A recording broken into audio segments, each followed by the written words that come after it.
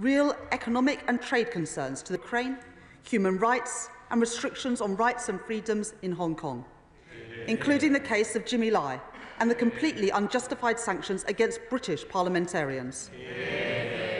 A key outcome of this dialogue is that we have secured China's commitment to improve existing channels so that we can openly discuss sensitive issues and the ways in which they impact our economy. Because if we do not engage with China, we cannot raise our real concerns. This dialogue is just one part of our engagement with trading partners right across the world. Since becoming Chancellor, I've been to New York, Washington, Toronto and Brussels to build our global economic relationships, whilst my Right Honourable friend, the Business Secretary, has travelled to the Gulf to boost trade and investment. And my Right Honourable friend, the Home Foreign Secretary, is engaging with partners all over the world to deliver growth which benefits people across the United Kingdom. Because we must continue to go further and faster in driving economic growth to make working people better off. That is why yesterday the Prime Minister launched our AI Opportunities Action Plan to throw the full weight of government behind artificial intelligence in the UK, revolutionising our public services and making our economy more productive. It is why next week I will be meeting with business leaders, investors and entrepreneurs at the World Economic Forum meeting in Davos to make the case that the UK is one of the best places in the world to invest. And in the coming weeks, I will be setting out further details of our plans to kickstart growth in the economy after 14 years of failure from the party opposite.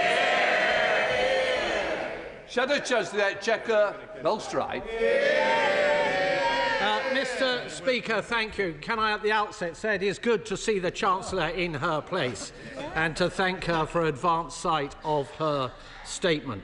Mr. Speaker, I know that the Chancellor has been away, so let me update her on the mess that she left behind. The pound has hit a 14-month low. Government borrowing costs are at a 27-year high. Growth has been killed stone dead. Inflation is rising, impacting millions. Interest rates are staying higher for longer, and business confidence has fallen through the floor. The party opposite talked down the economy. They crippled businesses with colossal taxes, breaking all their promises. This is a crisis made in Downing Street. And, Mr. Speaker, it should hardly surprise the Chancellor that international markets are uneasy. The UK's long-term borrowing costs have risen to their highest in almost 30 years. But while the government was losing control of the economy, Mr. Speaker, where was the Chancellor? Her trip to China had not even begun when my urgent question was taken in the House last week. She was still in the country. But she sent the Chief Secretary rather than face up to her own failures. So can I ask the Right Honourable Lady why she chose not to respond herself? Mr. Speaker, the Chancellor, of course, ducked the difficult questions by jetting off to Beijing. I believe that in Labour circles they are calling it the Peking duck, Mr. Speaker. Well, whatever was on the menu in China, was it really worth the unedifying sight of an increasingly desperate politician scampering halfway around the world with a begging bowl? Was it really worth it? The Chancellor's deal pales in comparison to Labour's black hole, which has opened up in the public finances while the Right Honourable Lady was absent from her station. To give a sense of scale, Mr. Speaker, the deal the Chancellor has announced amounts to £120 million per year. The rise in our borrowing costs due to her disastrous budget has added around £12 billion to our annual spending on debt interest alone. Literally 100 times what she says she has brought back from Beijing. That is money that cannot now go on the public's priorities. 12 billion is enough to pay for 300,000 nurses, to cover Labour's pernicious winter fuel payments cut for 8.5 years. And of course, even before this latest market reaction, the budget meant spending tens of billions more in servicing our debt. According to the OBR forecast, 2/3 of the money raised from the Chancellor's jobs tax will be swallowed up by additional debt interest. Forget those billions going on better public services. They are going on paying the price of Labour's mismanagement. And we on this side know how this sorry story goes. We have seen it, Mr. Speaker. We have seen it all before. Socialist governments that think they can tax and spend their way to prosperity. Labour governments that simply do not understand that if you tax the living daylights out of business, you will get stagnation. They do not understand, Mr. Speaker, because there's barely a shred of business experience on the front bench opposite. And can I ask the Right Honourable Lady, which of her promises will she break if in March the OBR judge that she is now in breach of her own fiscal rules? Will she cancel promised spending? Will she ramp up borrowing? Or will she raise taxes yet again? Mr. Speaker, this whole sorry tale is nothing short of a Shakespearean tragedy, playing out before our eyes. This is the Hamlet of our time. They promised the electorate much while pouring the poison into their ear. At the end, you can feel the end. The Chancellor flailing, estranged it seems from those closest to her, those about her falling, the drums beating ever closer. To go or not to go, that is now a question. The Prime Minister will be damned if he does, but he will surely be damned if he does not. The British people deserve better. Yeah. Chancellor of the Exchequer. Mr. Speaker, the Shadow Chancellor is simply not serious. I mean, I've been on that side for 14 years. I think that usually when you have a statement, you ask some questions. Now, we heard a lot from the Right Honourable gentleman about what he wouldn't do. But we've heard absolutely nothing about what he would do. Now, you can now see what happens when the Leader of the Opposition tells the Shadow Cabinet that they shouldn't have any policies. Because, as far as I can tell, the Conservative Party's economic strategy is to say that the UK should not engage with the second largest economy in the world. Or indeed with our nearest neighbours and our biggest trading partners in the European Union. His economic strategy is to support higher spending, but none of the right decisions that are required to deliver sound public finances. And his economic strategy is to ignore the mistakes of the past, with no apology to the British people for his part in Liz Truss's mini-budget that crashed the economy. Now, I mentioned Liz Truss's mini-budget, but I appreciate that, having said that, I may now receive a cease and desist letter from her later. Now, the one question that the Shadow Chancellor did ask was, why did I go to China? Well, I went to secure tangible benefits for British businesses trading overseas. And the Shadow Chancellor said, well, it wasn't worth it. Well, you say that to HSBC, to Standard Chartered, Prudential, Schroders and the London Stock Exchange, who attended those meetings with me last week and have all said about the difference that it would make. Now, I have been under no illusion about the scale that we face after 14 years of stagnant economic growth, higher debt and economic uncertainty. And we have seen global economic uncertainty play out in the last week. But leadership is not about ducking these challenges. It is about rising to them. The The economic headwinds that we face are a reminder that we should, indeed we must, go further and faster in our plan to kick-start economic growth that plunged under the last government. By bringing stability to the public finances after years of instability under the party opposite, unlocking investment that plummeted under the previous government, and pushing ahead with the essential reforms to our economy and public services.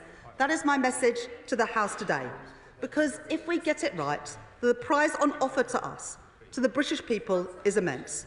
The opportunity to make working people off by making Britain better off. That is the mandate that this government has, and this is what we will deliver. Chair of the Treasury Select Committee, Dane. Thank you, Mr. Speaker. I welcome my right honourable friend's commitment to growth in this country and to encourage investment in the UK. Listening, though, to the Shadow Chancellor, you'd think that the country was going to hell in a handcart. And doesn't she agree with me that there is no time for panic, that it is perfectly possible to manage any pressures on the budget through astute management of public spending, and that compared with the years of austerity on the last side, we are a very, very long way from that approach? Chancellor. I thank the Chair of the Select Committee for that question. I set out the fiscal rules of this government at the budget in October, that we will pay for day-to-day spending through tax receipts and that we will get debt down as a share of the economy. We remain committed to those fiscal rules and we will meet them at all times. Liberal Democrat spokesperson Daisy Cooper. Thank you, Mr. Speaker, and I'd like to thank the Chancellor for advance sight of her statement. Let's be blunt. The budget hasn't worked. The Chancellor says that the government's #1 mission is growth, but to date there are no signs that the government is going to deliver it. The national insurance contributions rise is self-defeating. It undermines growth, it does not unleash it, and it piles pressure onto struggling small businesses and high streets. Neither does it raise anything like the sums of money for the NHS which the government initially suggested that it would. Now we have this much-lauded visit to China, but the government itself says that it is only worth £600 million to the UK over the next 5 years. This is equivalent to just 5.5 hours of NHS spending a year. That is 27.5 hours over the 5-year period. Mr. Speaker, all growth is welcome, but this really is small beer. And what, Mr. Speaker, are we to make of the Chancellor's pledge to improve existing channels with China? This is nothing short of warm words and mixed messages. The Chancellor should not have gone to China unless there was a commitment that Jimmy Lai was going to be released. Does the Chancellor now accept that the national insurance increase will damage growth? Does the Chancellor accept that there were and still are much fairer ways to raise the necessary revenue without holding back our economy and our high streets? The international market jitters we have seen in the last few days are largely caused by the threat of tariffs by the new Trump administration. So will the Chancellor guard against the risks of a Trump presidency by rebuilding our trading relationship with our European neighbours? And after the economic vandalism of the previous Conservative government and their mini-budget, our NHS and care services are still on their knees. Does the Chancellor accept that wealth and health are two sides of the same coin, and that scaling back any investment in the NHS would not only be devastating for local communities, but also damaging for economic growth?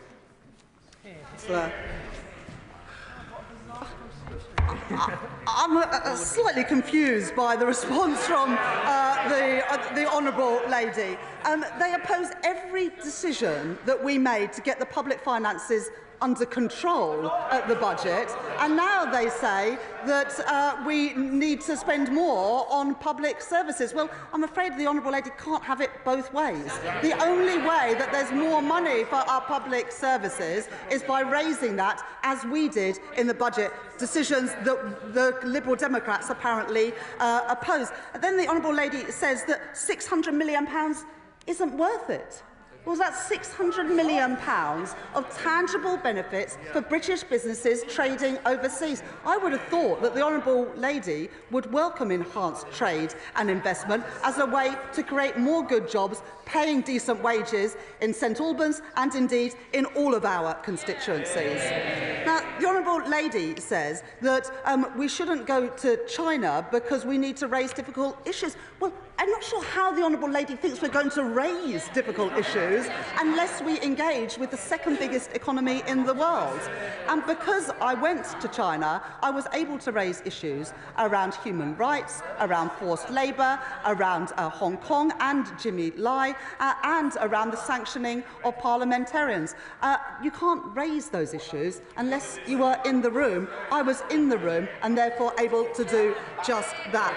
And I would finally just say to the Honourable Lady, this is the party that put £20 billion into the National Health Service at the budget in October. We were able to do that because of difficult decisions that we took, including on taxation. The Honourable Lady seems to want the additional money for public services, but without finding any way to pay for them. Well, that is the way that the party opposite got into the troubles they got into. I'm afraid the Liberal Democrats are going down exactly the same path. Rachel Blake. Thank you, Madam Deputy Speaker. Can I thank the Chancellor for raising the case of my constituent, Jimmy Lai? I know it will mean a lot to him and to his family. And does she agree with me that it is because of the profound differences that it is vital that we maintain this strategic engagement? Chancellor. I thank my honourable friend for what she's just said, and I think on behalf of the whole House we would want to send our best wishes to the family of Jimmy Lai at this difficult time. I had the opportunity to raise this as well as other issues during my time in China, and I think it is incredibly important that at every opportunity that we have, we raise some of the difficult issues and challenge the Chinese authorities in the way that is appropriate and consistent with our British values. Sir Ian Duncan-Smith. Madam Deputy Speaker, the economic and financial dialogue was stayed because of the brutal imposition of the national security law in Hong Kong. So when the Chancellor and the government now go back to engage and reopen that dialogue, she does so on the back that things have got worse, not better. And the reality I want to put to her is that while she was away, Shein refused point blank in a select committee to answer the question whether they had slave labour in their supply chains, but the government wants them to register here in London.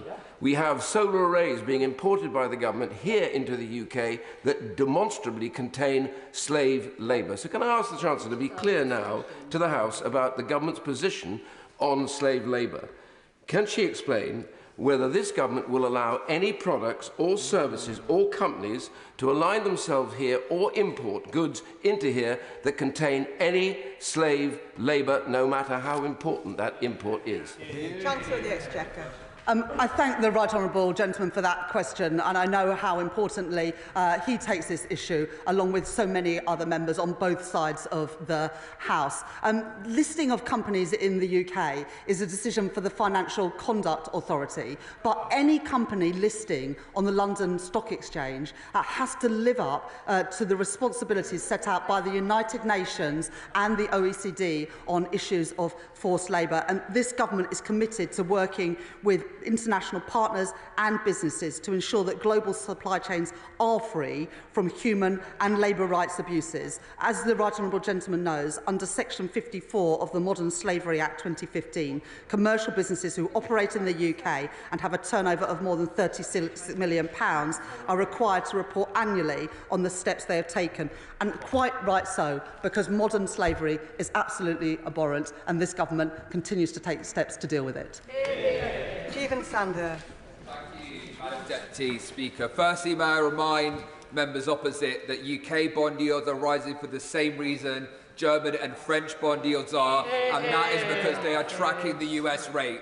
They never were very good at numbers, Madam Deputy Speaker. The Chancellor set out her economic philosophy that our prosperity is built upon secure foundations, indeed in a more uncertain world. Can the Chancellor set out how she is building that economic security here, and particularly with reference to having domestic energy rather than dependent on foreign fossil fuel dictators? Chancellor of the Exchequer. I thank my honourable friend for that question, and he is absolutely right that economic growth has to be built on strong foundations, and that is the approach of this government. And indeed, our mission to make Britain a clean energy superpower is consistent with that, because if we can wean ourselves off fossil fuels and dictators for oil, then we will be more secure in our economy because we do not have to import so much from overseas. Harriet Baldwin. Thank you, Madam Deputy Speaker. And it's good to see the Chancellor back from China, and it's good to hear her reiterate that growth is her #1 mission, because we haven't had any growth since her budget. And I just would like to ask the Chancellor today, because accepting responsibility is the first step in solving a problem, will she accept that her budget last October has caused business confidence and growth prospects in this country's economy to plunge? I thought for a moment that the honourable lady was going to apologise for Liz Truss's mini-budget, maybe on another opportunity. Thank you, Madam Deputy Speaker. I thank the Chancellor for raising the case of Jimmy Lai. I hope the government will in future as well press on the case of pensions owed to BNO constituents of Early and Woodley across the UK who have moved here from Hong Kong. I was surprised to hear the Shadow Minister advocate the kind of knee-jerk responses to intraday movements in market prices. It's this kind of short-termism, I would argue, Madam Deputy Speaker, that has led the party opposite to have 5 chancellors in only 4 years. Can our Chancellor reassure us that she will not be misled by such short-termism and instead keep her focus on the long-term ambitions of our government to raise living standards and to raise growth? Chancellor. The honourable lady, my honourable friend, is absolutely right. And there has been global movements in international markets in the last week or so, and those have been global in nature. But in the UK, we must do what we can, and that's why I've reiterated today my commitment to the fiscal rules that I set out in the budget in October, and reiterate that growth is the #1 mission of this government. Growth built on stability, which came through securing the public finances, through investment, including through the National Wealth Fund and GB Energy, and reform of our pension system, our planning system to make it easier to build in Britain, getting people back to work, and reforming our pension system. This government is cracking on after 14 years of failure from the party opposite. Esther McVeigh. Did the Communist Party of China tell the Chancellor she was doing a good job running the UK economy or a bad job running the UK economy when she was there? I wasn't seeking assurance from any foreign government of the performance of this government. What I was seeking to do, and what I achieved in China, was getting tangible outputs for British businesses trading overseas, helping create more good jobs, paying decent wages here in Britain, something that the party opposite absolutely failed to do in 14 years. Tim Rocker. Thank you, Madam Deputy Speaker. Can I thank the Chancellor for her statement, and I particularly welcome the fact that she raised the issue of Jimmy Lai and human rights in Beijing. I think that's really, really important. After 14 years of inconsistency on China by the party opposite, does she agree with me that we need a cross-Whitehall strategy and a pragmatic approach? Yeah. I think what is really important is that we take decisions in the national interest for Britain. And to take decisions in the national interest, that does mean engaging with our trading partners all around the world, which is why, since being appointed as Chancellor, I've been to Brussels to reset our relations with the European Union, as well as being in Washington and New York to welcome investment from overseas. And that's why I was in China, securing £600 million worth of benefits for UK businesses doing business in China. Stephen Flynn. Thank you, Madam Deputy Speaker. Will the Chancellor of the Exchequer do what the Prime Minister refused to do yesterday and rule out future spending cuts? Chancellor. I'm not going to write 5 years' worth of budgets in the first 6 months of Labour government, but I'm absolutely committed to meeting the fiscal rules that I set out in the budget October, because we know what happens when governments lose control of the public finances, and that is they crash the economy and end up on that side of the House. John Grady. I'm obliged, Madam Deputy Speaker. The Chancellor may be able to learn a bit about emergency spending cuts from the Scottish Government in Holyrood, which has had 3 years of emergency spending budget cuts. Would the Chancellor agree with me that it's essential to engage with a large economy like China so that we can export our brilliant financial services sector and whisky from Scotland? And in the real world, we have to trade with large economies like China. Chancellor. I thank my honourable friend for that question, and many of the benefits that we secured last week were for the financial services sector, and both Edinburgh and Glasgow are important hubs for financial services in the UK. Businesses like Aberdeen and Standard Chartered, who were on the delegation with me last week, have welcomed the tangible benefits that will result in more jobs and more economic prosperity for Scotland and across the United Kingdom. Martin Vickers. Thank you, Madam Deputy Speaker. It has been reported that whilst in China the Chancellor was going to meet the owners of British Steel. Many of my constituents work at the Scunthorpe Steelworks. Is she able, whilst I appreciate ministers may not have reached final decision on this, is she able to give any optimism to my, any reassurance to my constituents that she has had constructive engagement? Chancellor. My right honourable friend, the Business Secretary, has met Mr Lee from Xingye on a number of occasions. Talks are ongoing, but I'm not able to provide an update on that today. Preet Gill. Thank you, Madam Deputy Speaker. The Chancellor has only my admiration and support for the tough decisions she is taking to fix the fundamentals. And while this week's members opposite were carping about the Chancellor's whereabouts, she was having serious discussions with the world's second largest economy, securing access for UK firms. Isn't it clear that only one side of this House is serious about growth? I will always stand up for Britain's national interest and Britain's economic interest, which is why I am helping British businesses, some of our best British businesses, to export around the world. That's what I'm doing, did in China at the weekend, and that is what I will continue to do, always standing up for our economic interest. Gavin Williamson. Thank you, Madam Deputy Speaker. Has the Chancellor of the Exchequer spoken with the Governor of the Bank of England to talk about what action needs to be taken to bring about stability in our bond markets? Chancellor. Well, I regularly speak to the Governor of the Bank of England. Indeed, he was on the delegation to China with me this weekend, and we work closely together to ensure that the British economy remains competitive in global markets. Katie White. Thank you, Madam Deputy Speaker. I'm quite surprised at the audaciousness of the benches opposite, who oversaw the debt levels rise over the last 14 years. It's just a shame they didn't turn their minds to it earlier. But does the Chancellor agree that serious discussions like these can deliver not just on our economic aims, but on our wider climate and international objectives? Chancellor. Well, I thank my honourable friend for that question. Unless we engage and work with our partners around the world, we're going to miss out on the opportunities that other countries secure for their businesses and their economies. And if we miss out on those investment opportunities and those trade opportunities, you can be sure that other countries will take advantage of them. That's why I was in China. That's why I will work with counterparts around the world to secure good outcomes for British businesses and jobs here in the United Kingdom.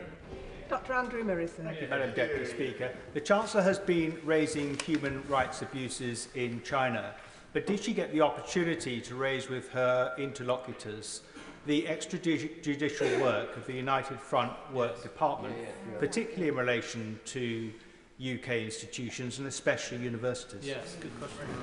Chancellor.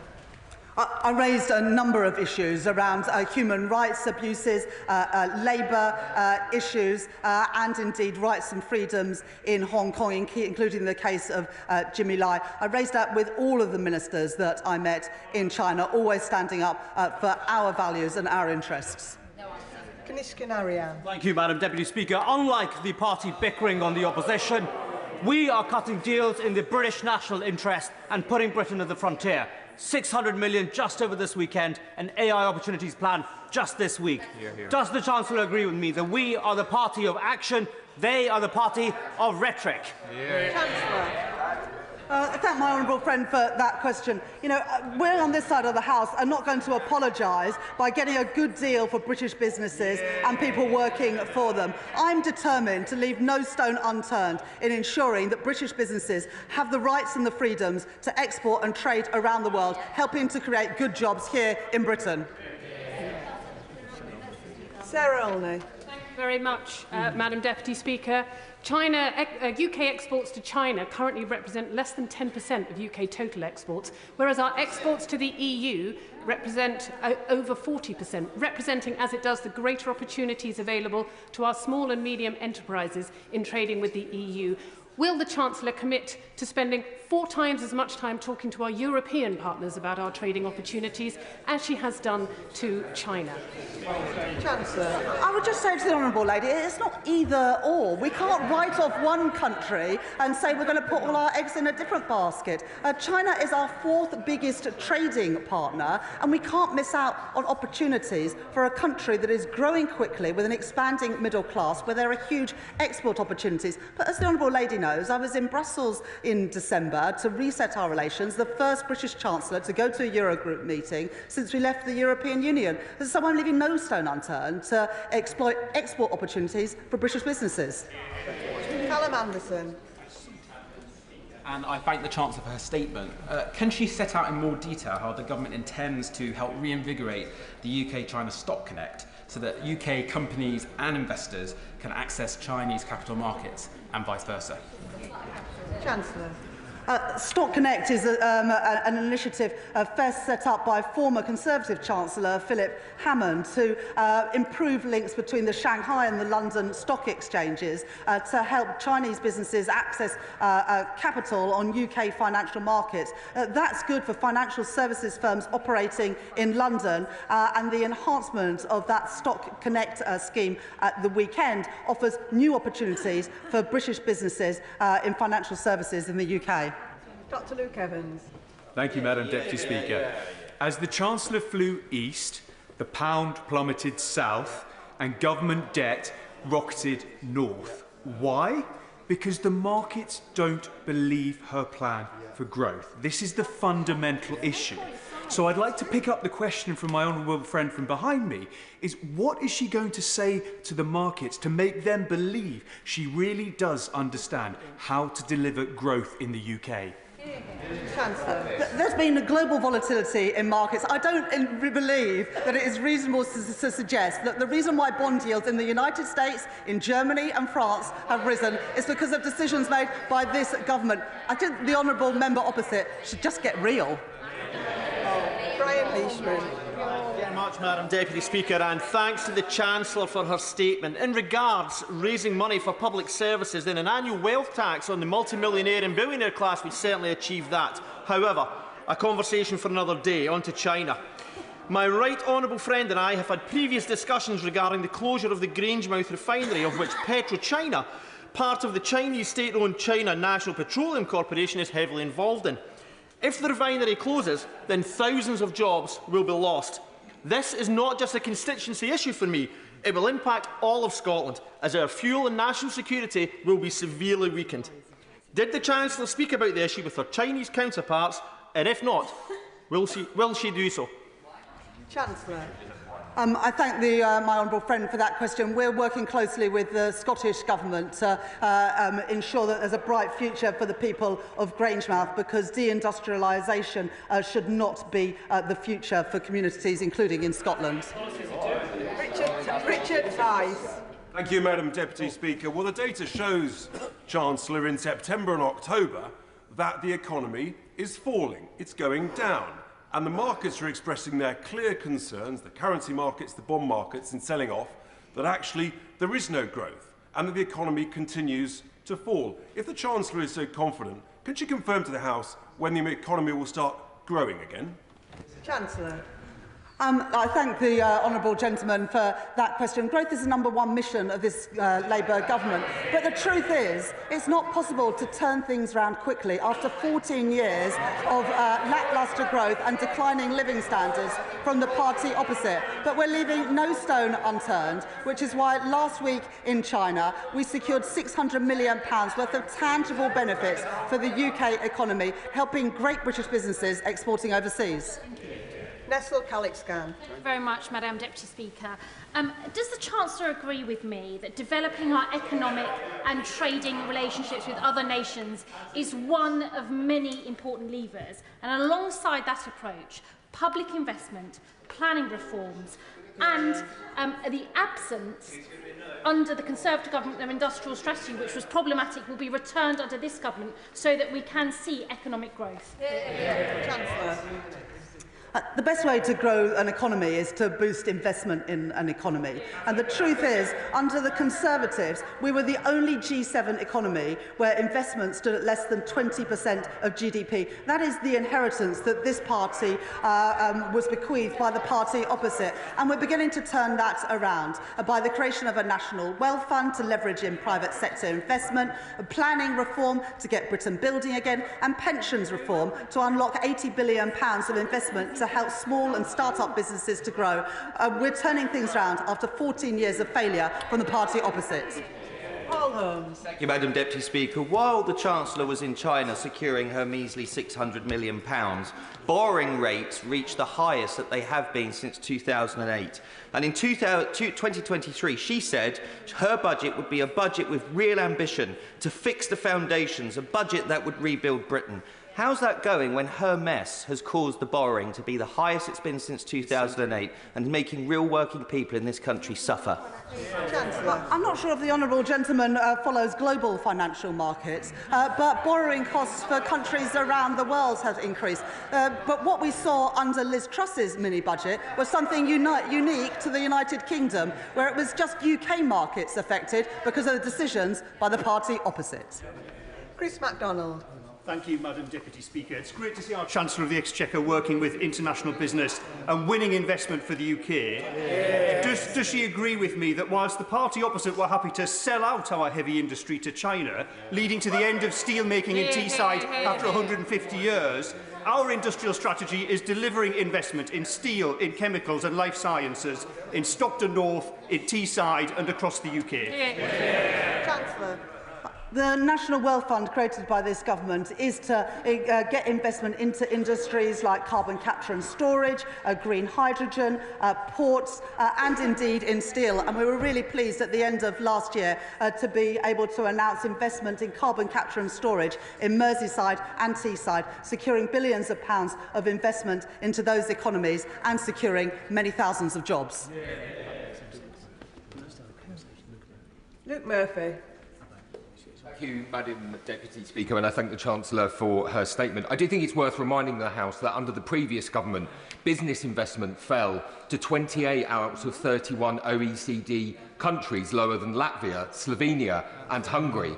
Could the Chancellor set out how our industrial strategy is going to overcome this terrible legacy on business investment left by the party opposite? Chancellor.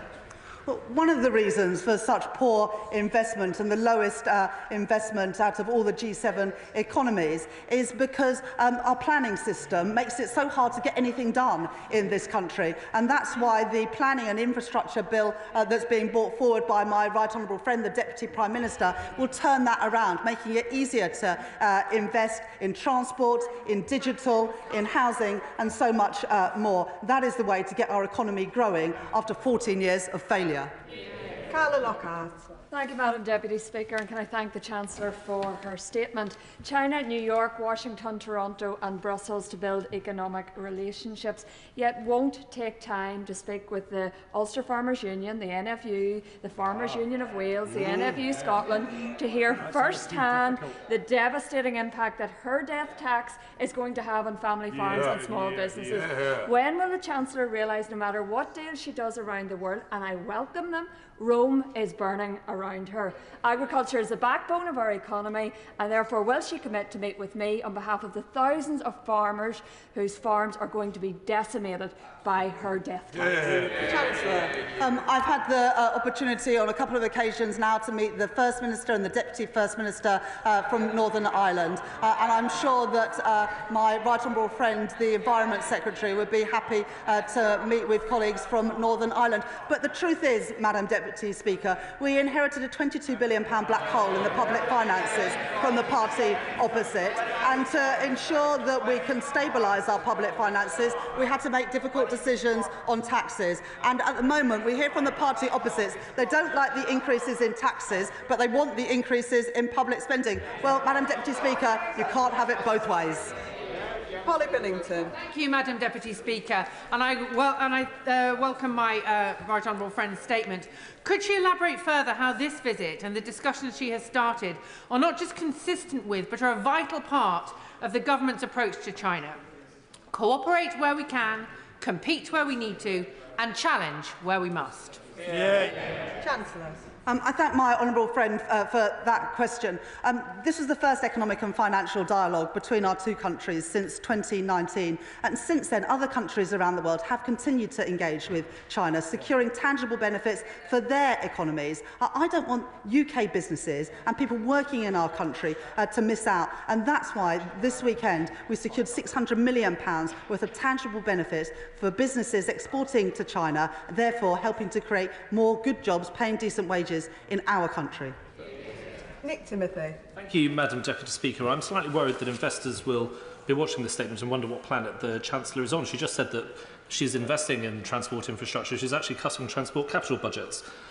She has previously said she wants only one budget a year, and the March statement is billed only as a fiscal forecast.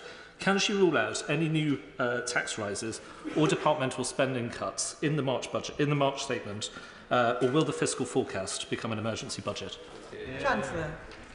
We've committed to have just one budget a year to provide businesses with the certainty that they need to invest. So we will have an update from the OBR in March. But I can also give this commitment. I set out, as I've already said, the fiscal rules that we will balance day-to-day spending with tax receipts, and we will get debt down as a share of GDP within the forecast period. And we will continue at all times to meet those fiscal rules. Tony Vaughan. Thank you, Madam Deputy Speaker. May I congratulate the Chancellor on unlocking £1 billion of value for the UK economy, which would not have been unlocked if she hadn't gone to China. Exactly. Does she agree with me, though, that the government's decision to thaw UK-China relations, which was much needed, is reaping dividends now, and that while also allowing us to press China on difficult issues, including human rights and labour standards? Chancellor. I thank my honourable friend for that question, and that's exactly right. We managed to secure tangible benefits for the UK economy and British businesses exporting. At the same time, we were able to make and raise difficult issues that we would not be able to raise if we weren't engaged. That's the benefits of being able to engage. You get the benefits and you can raise those tricky issues. Dave Dugan. Thank you, Madam Deputy Speaker. It's beyond parody that His Majesty's Chancellor would go and throw herself at the mercy of the Chinese government and come back with £600 million over 5 years in revenue. Is she aware that £600 million in revenue is less than 1/90th of HSBC's annual profit? This is what she's holding up as a major achievement by the Treasury on their trade mission. But in answer to my right honourable friend from Aberdeen South, who very reasonably asked when, not if, when her fiscal rules are breached, which will she do? Increase borrowing, raise taxes or cut spending? Not over 5 years, this year. Chancellor. Well, I'm sure that the honourable gentleman opposite is an expert in HSBC, but I would rather take the words of the chairman of HSBC, who welcomed the tangible investments and indeed led the financial forum that we also held last week in China. I've been really clear. We will meet our fiscal rules that I set out in the budget, and we will do that at all times, and that is the commitment that I made and a commitment that I continue to make. Deirdre Costigan. Thank you, Madam Deputy Speaker. Would the Chancellor confirm that for her, growth must always go hand in hand with economic security, a lesson that the previous Conservative government refused to learn when they left 85% of us dependent on expensive foreign gas to heat our homes this winter? Chancellor. I thank my honourable friend for that question. This government's clean energy mission will mean that we are less reliant on foreign dictators for our basic energy needs. That's why we're investing with carbon capture and storage, with floating offshore wind, and indeed getting rid of the absurd ban on onshore wind that the previous government brought in. Harriet Cross. Thank you, Madam Deputy Speaker. The Chancellor referred to safeguarding national security in her statement, which I welcome, but this must include energy security. Yet her changes to the energy profits levy, removing investment allowances and not permitting new licences at a time when we are still reliant on oil and gas, not only undermines our energy security, but it is also dwarfing the 600 million that she has brought back from China with the £12 billion of tax revenues that will be lost from the sector. Why, rather than supporting our energy security, is the Chancellor turning her back on the sector, turning her back on these tax revenues and risking selling our energy security to China? Chancellor. Well, the Honourable Lady just has a brief look at the documents from the Office for Budget Responsibility. She will see that the changes to the Energy Profits Levy, taking up the tax rate from 75% to 78%, the same rate as it is in Norway, raises money. It doesn't lose it. Yeah. Lindsay Farnsworth. Thank you, Madam Deputy Speaker. I commend the Chancellor for her visit to advocate for our country's best interests, but does she agree with me that Chinese companies must not provide any support to Putin's illegal war in Ukraine? Chancellor.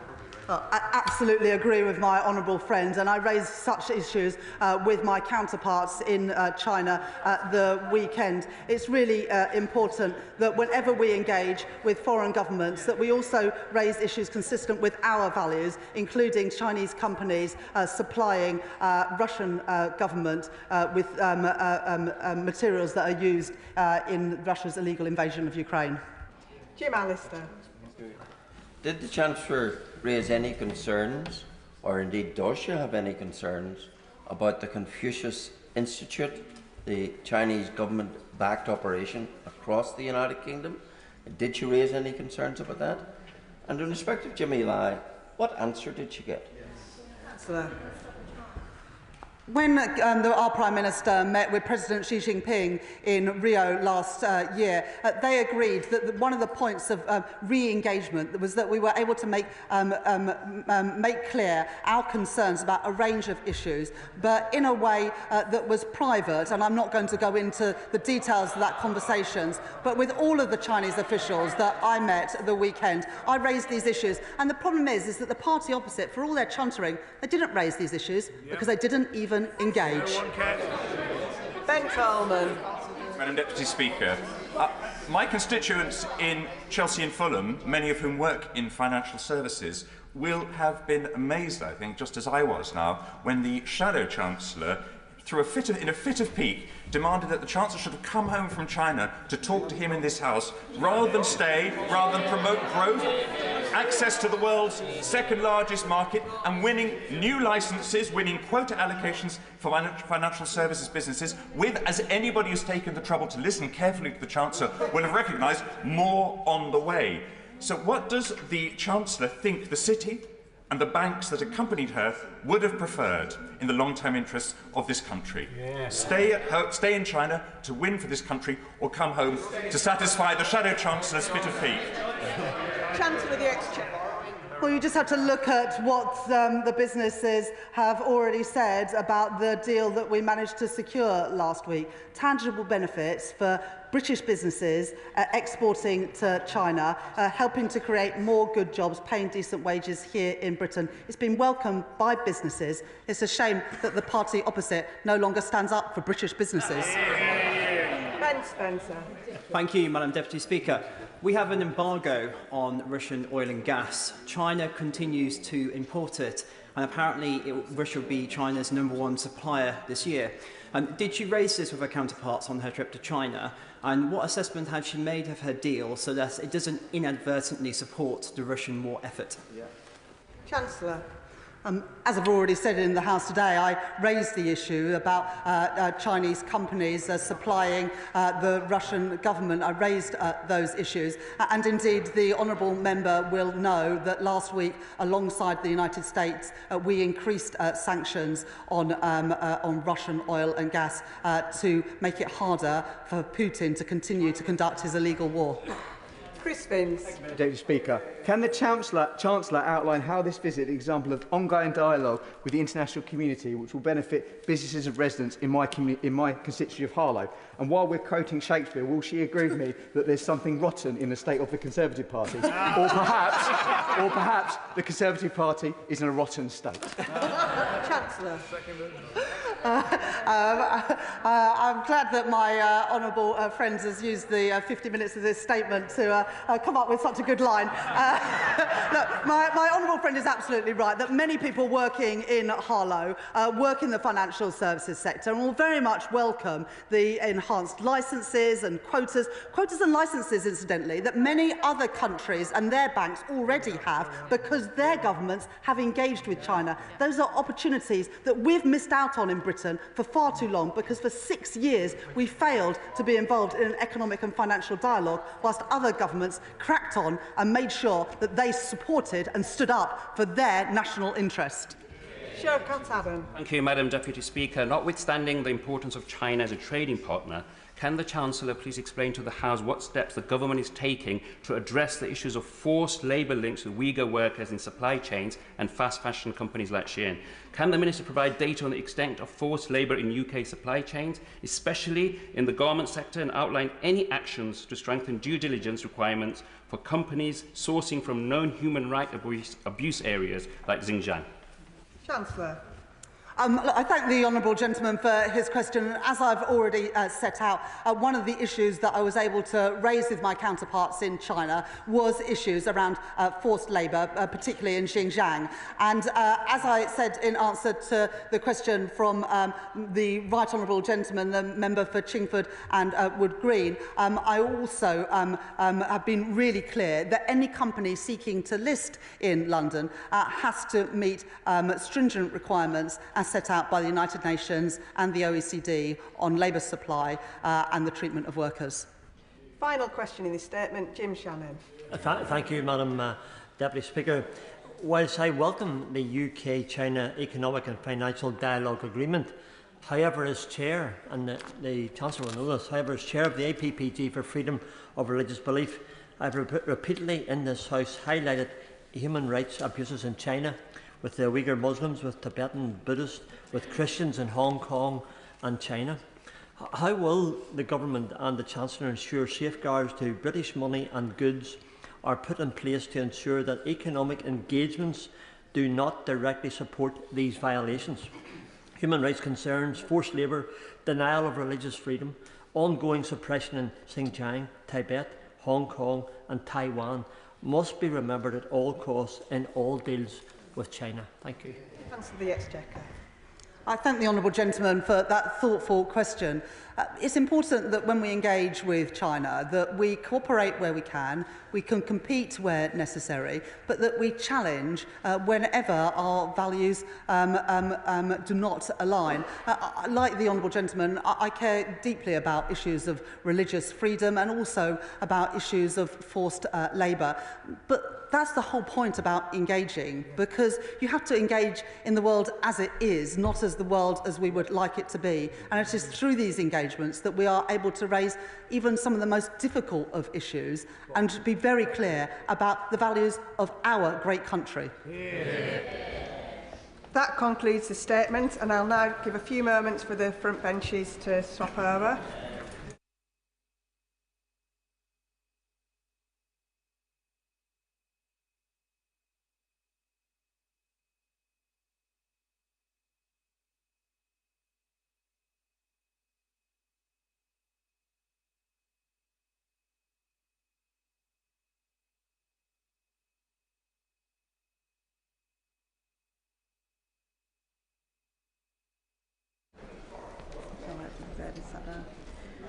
We now come to the 10-minute rule motion. 10-minute rule motion. Joe Morris. Thank you, Madam Deputy Speaker. I beg to move that leave be given to bring in a bill to require the Secretary of State to conduct a review of the contribution of community energy to the Government's 2030 Clean Power Mission. The Green Power Mission and climate policy more generally is what brought me into politics. Ensuring that we have a world that is economically, ecologically and environmentally viable for future generations is one of the reasons that I'm privileged to stand in this House today, and one of the reasons that many people across that constituency put their faith in me. I want to thank local climate groups such as the Hexham Climate Cafe, the North Tyne Climate Action Group and Sustain